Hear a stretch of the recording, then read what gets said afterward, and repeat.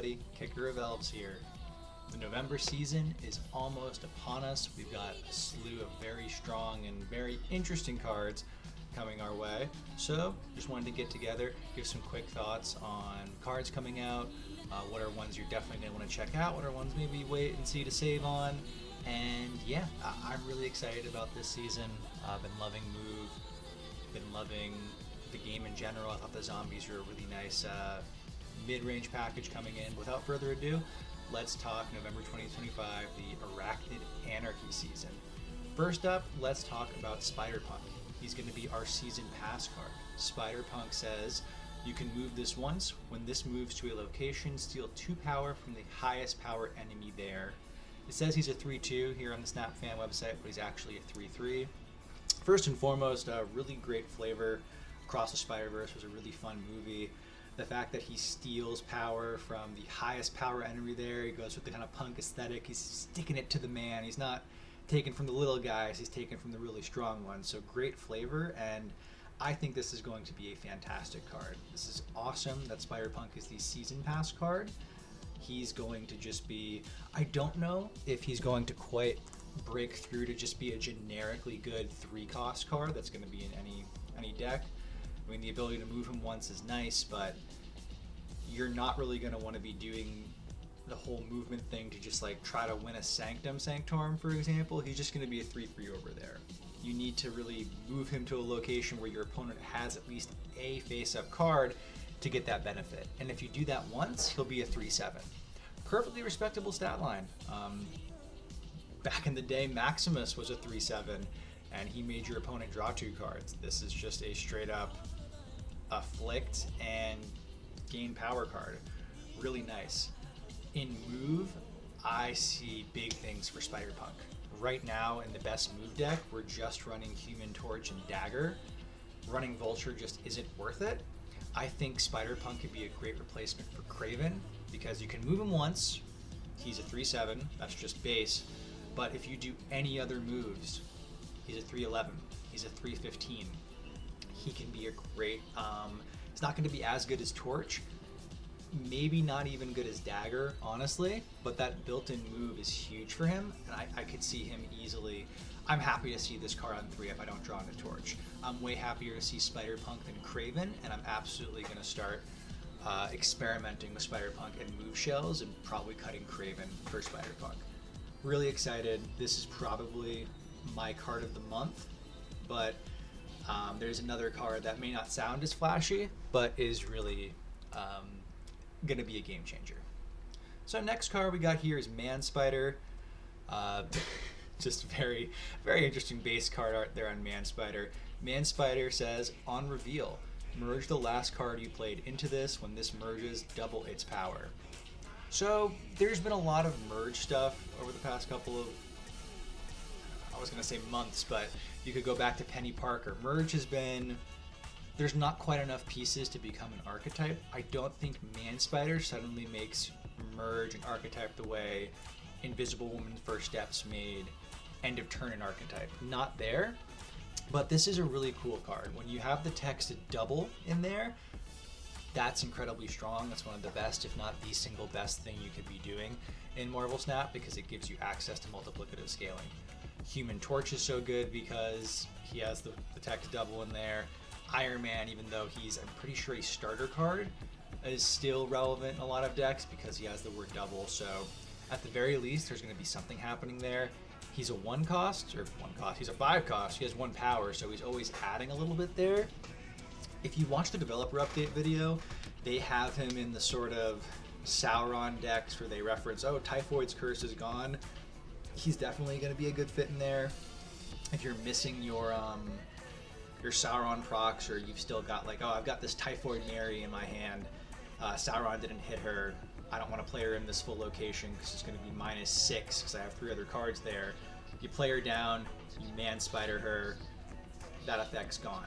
So this is not something that you're going to want to play with ongoing cards or cards where you like having their text out.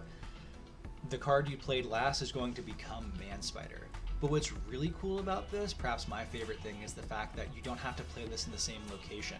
You can be a little tricky with it. You could play a Cull Obsidian in the left location, then your next turn you're playing Man Spider in the middle. Maybe they pull some shenanigans with Merlin, and all of a sudden the middle location going into turn 5 is is the Nexus. You're like, oh, I played this Cull Obsidian in the left, Man Spider in the middle, boom, 22 power, deal with it, there it goes. So personally, I don't love those decks. I really don't like the current Sauron Supergiant, still running 6 pieces of tech type of deck. Not that it's bad, it's very good. I just don't particularly care for it. So I probably won't be playing with Man Spider as much as Spider-Punk nowhere near, but there's room for some experimentation. I think this is probably going to be a good card. It's the super premium season pass card, so if you're getting that, you're going to get Man Spider. It'll be great. Let's talk Web Sling. This is a Series 4 card. I think this card has the potential to be the card of the month. On reveal, next turn, you can move one of your cards away from here. That is incredible. Just where do I even start with this? So move, obvious synergy there.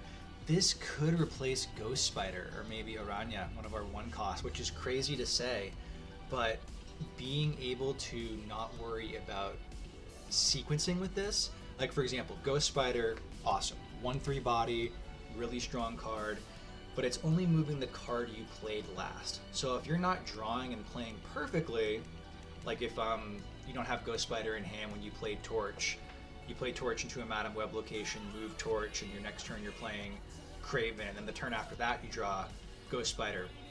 Well, you're not moving one of your scalars anymore. Ghost Spider is still nice because it's 3 points on the board. Same thing with Aranya. You have the activate trigger there, but just being able to say, okay, I'm going to toss this down, it's a skill, and next turn I can pick any of these cards from this location and move it at 1 cost is incredible in move. And that's just move.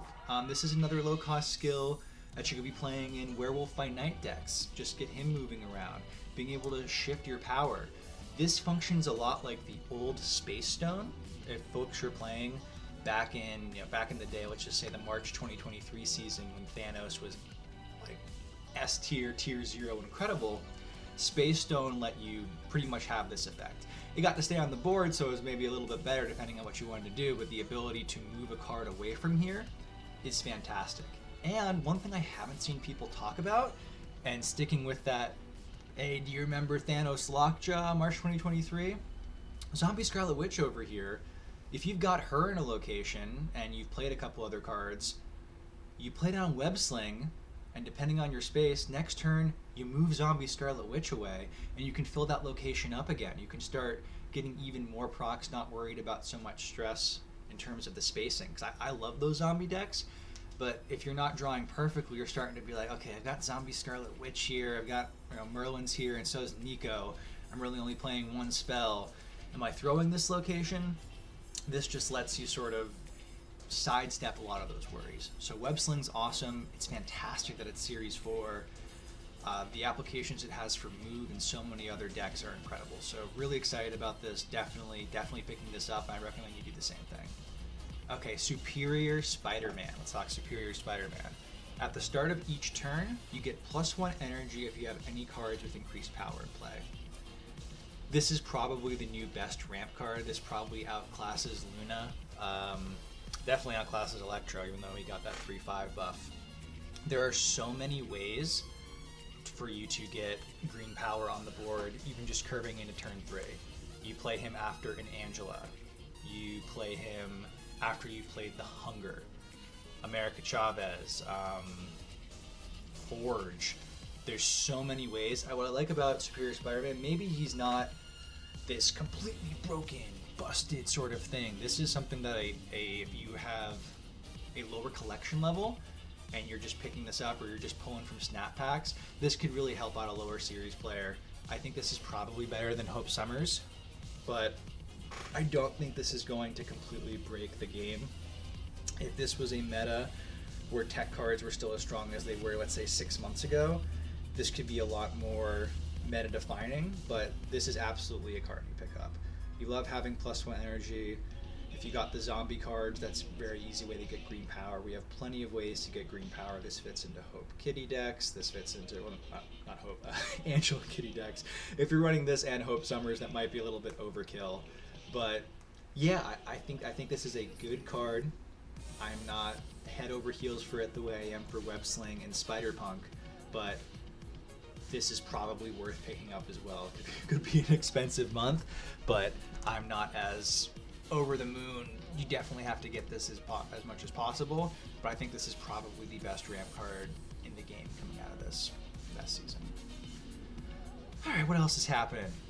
Chameleon. Let's talk Chameleon. Chameleon is a 3/3 on reveal. Copy the text of another card. Here you reveal this turn. So as other people have mentioned, this feels like a Cerebro card.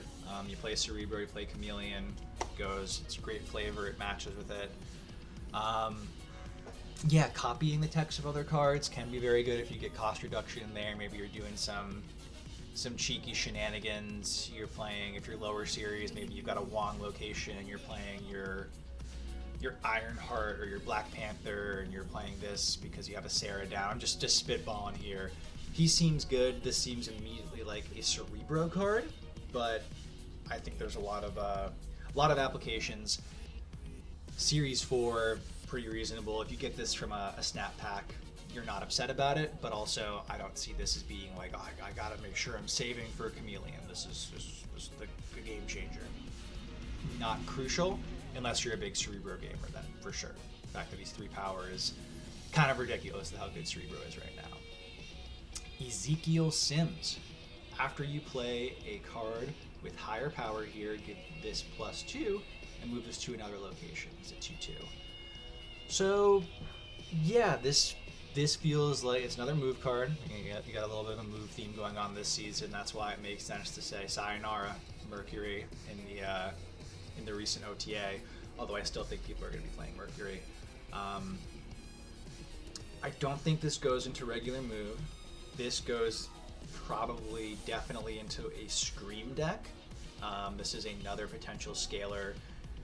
Scream really obviously wants to get the card Scream down on 2, but when Sam Wilson came out, you're getting, oh, okay, well, if I get Sam Wilson and Craven down, I can start doing this. This is another card in that vein where, okay, if I get Ezekiel Sims down, I have a Craven out on the board, and I play Silk on top of this. You're getting all this stuff bouncing around. You're getting all these different ways to scale. Pretty fun. I don't think this is probably the worst of the Series 5 cards we've talked about. I mean, granted, we're just talking. It's worse than Superior Spider-Man. Probably definitely worse than Man-Spider. Maybe he's better than Chameleon, but this is probably the one I'm least excited about. I mean, maybe you're playing this in that same Supergiant Sauron list where as long as you have decent sized bodies to keep scaling off of him, he's moving around, he's bouncing, your power's all over the place. But that could also be a downside too, where you just don't know where this thing's gonna go. So yeah, cool card. Might be one that I'm skipping. Alright, here we go. Spider-Man Noir. What is going on here? He's a 4/4 here, but he's actually a 4/6. On reveal, if your other cards in play cost exactly 8 total, add the top card of your deck here. Set its power to 8. So I love, Spider-Man Noir. He's a detective. I love how you got to search for. You've almost got the right. You have to have the exact clues on the board for him to pull out the perp from your deck and figure out the mystery. That's very cool flavor, very creative. Is this going to be good? So my initial instinct says this reminds me of a more complicated Wiccan. If you're doing math here, if you play a 1-on-1, a 2-on-2, and a 3-on-3, that is not 8 power. So going into you have to do a little bit of messing around. Like if you play a 1 cost on 1 and then you play Mr. Sinister, that actually puts physical bodies on the board. So Mr. Sinister is worth, even though you're only playing him for 2, that's worth 2 energy on the board. And then 3, that satisfies his condition. That could work. My initial instinct is that even though the payoff here is phenomenal, imagine you plot 8 power Iron Man for free just for playing, a Mr. Sinister on 2 if you have a 1 and a 3. It's not like Wiccan where you can play this at any time. If it's not like on 4, if you miss it or if you miss a turn, he's dead. But if you were around when Wiccan first came out and there was a lot of people talking, there was a lot of hemming and hawing about how, oh, this is so weird to try and play super on curve. We're gonna have to play Quicksilver and Domino. There's no way Wiccan's gonna work. And Wiccan ended up being maybe the best card that came out that year. That's intense. I mean, Erish, depending on best card, is probably too strong, but he ended up being like undeniably S tier for quite a time, and he had to get his power nerf. He's still around today. You are still running up against Galactus first decks that are playing Quicksilver and Domino. That is still something that's happening. So I think this is better than a lot of people think it is, but he just feels super weird. If you're not flush with tokens, if you're not a massive Nick Cage fan, I wonder what voice line they're going to use if we're going to try to go for a Nick Cage thing. I play a lot on mobile, so I've got the audio off, so I don't hear the lines that much. But this is a super cool card. Again, the Wiccan comparison feels apt to me. I think he's probably better than we think he is, but still just bizarre. This might be a card you want to save on, or just pin him in the shop if you got the other cards you want. See if other people are cooking. You know, if you get a broken deck out there, if you see a deck from Glazer, KM Best in one of their videos that just really looks cool, go for that. I think this has tap potential or untapped potential. Definitely better than Ezekiel Sims, but we'll have to see. Deafening Chord. Let's talk Deafening Chord. 1 cost skill. On reveal, afflict an enemy character here that costs 3 or less with -1 power and remove its text. So this is just power creep on Red Guardian. Yes, Red Guardian can do things like disable an Iron Man, and it's an actual physical body on the board that you could then polymorph with a Merlin to get a 4 cost. But this is 1 cost, and so often because of Red Guardian's cost, you're trying to play him out on curve. You could just, for all, as much as I love my move decks, I hate to even put this out in the world. Oh, Madam Web on 2, move probably doesn't have priority going into turn 3 if you're playing on curve. If you're playing your little Quicksilver Wiccan, Quicksilver on 1, Domino on 2 type of decks. I don't like those decks. I'm just seeing the horrors coming here. Boom, Deafening Chord. That Madam Web is now a 2/0 that does nothing. You've just dropped a Human Torch into a dead lane. Hope you've got Ghost Spider ready. Yeah, this is incredible. Again, going back to the zombie package or werewolf package, just tossing this in that zombie Scarlet Witch lane, there's often concerns about, unless you're putting a zombie Giant Man in the same lane as your zombie Scarlet Witch, are you actually going to be able to win that location outright? This is just another way to get a little bit minus power, bounce your werewolf around, proc your horde. This is an incredible card. Definitely play whatever limited time event you need to get Deafening Chord. Chameleon's here, and he's up here. If you're getting Chameleon from a limited time event, that's awesome. That is a great free card. Hydro Man. Let's talk Hydro Man. 5/8. On reveal, set the cost of each deck's top card to 1. Super cool card. Very similar flavor to Sandman.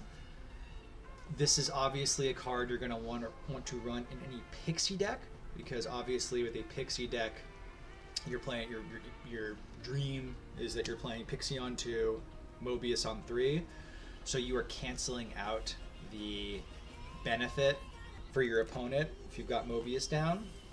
If you don't have Mobius down and you're just playing this out there on 5, the symmetrical nature of this could really screw you.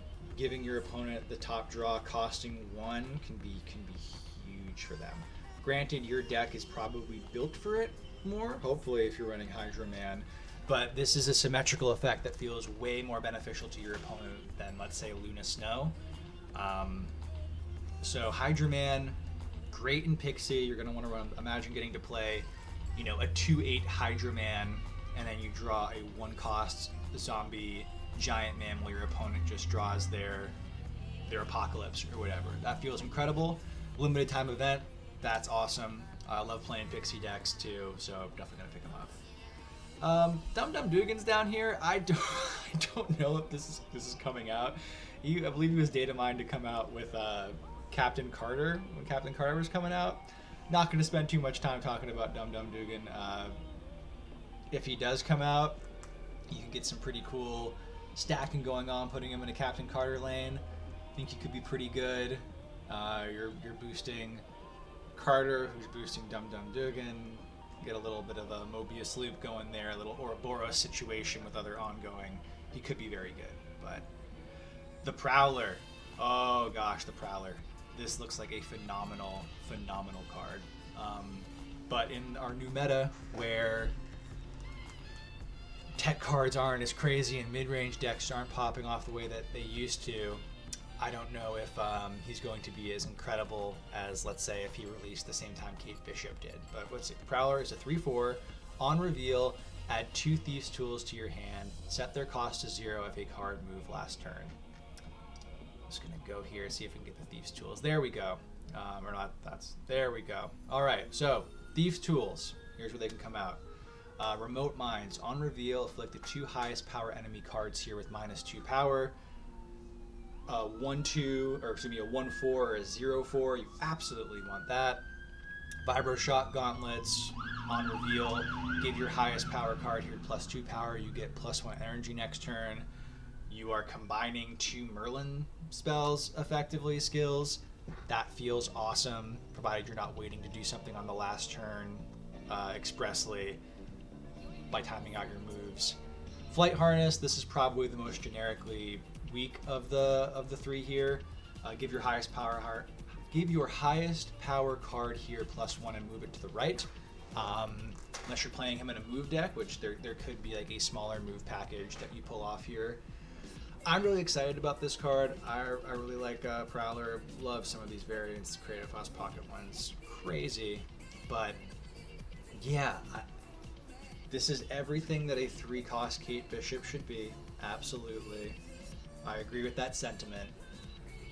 But I don't know. I'm trying to think of where I'm absolutely getting him. You should definitely get this card. If they start changing tech around, he's going to be incredible. But move is already such a tight package. There are times where your move combo deck just sort of clunks. You're drawing Aranya, Sparky, Cloak, you don't have scalers in your hand. Getting the Prowler down and getting some of these skills just to have into your hand for when you do a Hellion move on turn 5, and then you just have on top of everything that you're doing. I mean, Vibro Shock Gauntlets is a little bit of a dud on turn 6 because you get the +1, but if you move on 5, it's still a 0/2. This is still additional 6 power out there. So I think there is a lot of potential here. I'm having trouble imagining specifically where this card wants to live right out of the gate, but this could also just be another fit into like a zombie package. You have more cheap skills, you have more free skills to move stuff around. You're bouncing your werewolf. This is a really exciting card, and hopefully it's as powerful as it seems. I'm very excited about that. You got Zombie Sentry, you got the other zombie cards coming into the packs as well, but that is the card release schedule for November. I'm really excited for this season. Let me know in the comments, what do you think of this? If you're stuck around, really appreciate that. A sub, a like on this video would be fantastic. Check me out over on Twitch at Kicker of Elves TTV. We stream, we're having a great time. Been playing this game for 3 years. I've really enjoyed coming back, making content for it. So